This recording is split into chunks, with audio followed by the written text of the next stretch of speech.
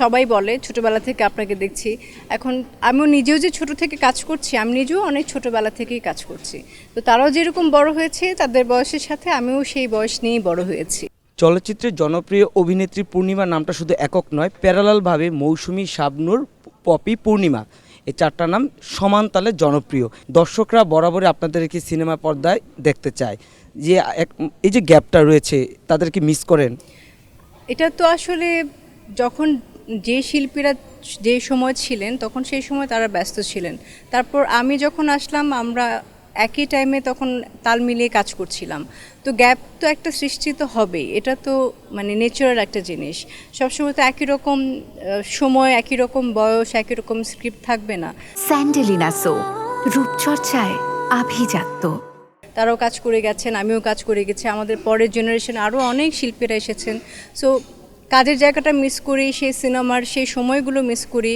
এবং যে আর্টিস্টগুলোর নাম বললেন তাদেরকে তো আমি নিজেই তাদেরকে পর্দায় দেখতে চাই, কিন্তু আসলে এখন সেই ধরনের ছবি তো আর কাজ তো হচ্ছে না, আমরা অনেকেই কাজ কম করছি।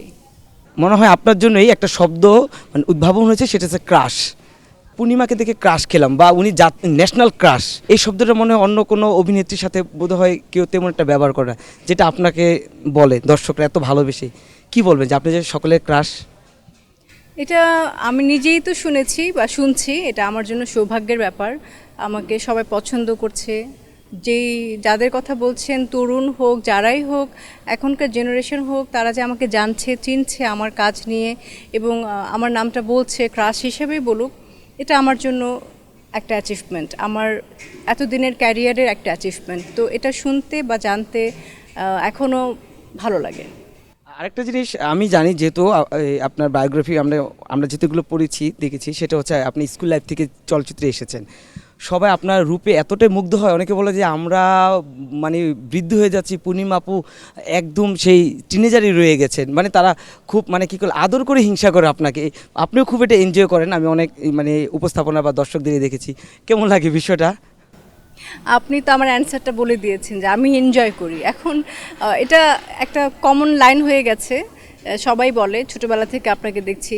এখন আমিও নিজেও যে ছোট থেকে কাজ করছি, আমি নিজেও অনেক ছোটোবেলা থেকেই কাজ করছি।